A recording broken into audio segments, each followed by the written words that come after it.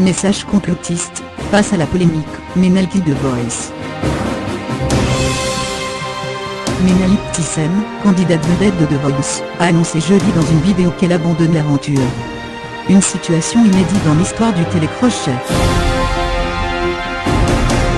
Elle était au cœur d'une polémique pour avoir posté des messages complotistes après les attentats de 2016. Menalit Tissem, chanteuse de 22 ans et candidate de l'émission The Voice, a annoncé jeudi qu'elle quittait l'émission. J'ai un message à vous faire passer, a-t-elle d'abord annoncé dans une vidéo postée sur son compte Facebook. En tant qu'artiste, chanteuse, j'ai participé à The Voice avec l'intention de rassembler, pas de diviser, d'ouvrir les esprits, pas de les assombrir. J'ai foi en l'humanité et en la bienveillance des gens. J'ai foi en un futur rempli d'amour, de paix et de tolérance. J'ai foi en mon pays, la France. Je n'ai jamais voulu blesser. Je vis très difficilement les tensions survenues ces derniers jours, a poursuivi celle qui était amenée à devenir l'un des personnages phares de la saison 7 de The Voice. Ces tensions masquent mon intention de faire l'apologie de l'amour, de la paix et de la tolérance. Je n'ai jamais voulu blesser, qui que cela soit, et la seule perspective que mes propos soient source de peine me heurte. J'ai donc pris la décision aujourd'hui de quitter cette aventure.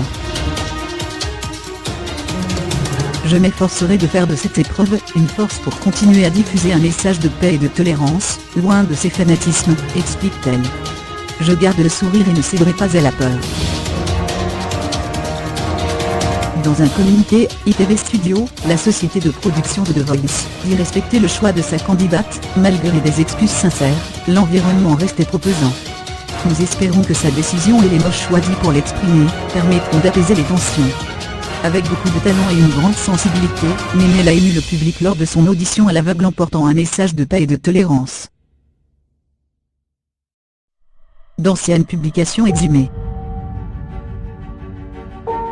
Dès lundi, des internautes exhumant d'anciennes publications sur Facebook de la candidate remontant à juillet 2016, après les attentats de Nice et de Saint-Étienne-du-Rouvray et effacées depuis.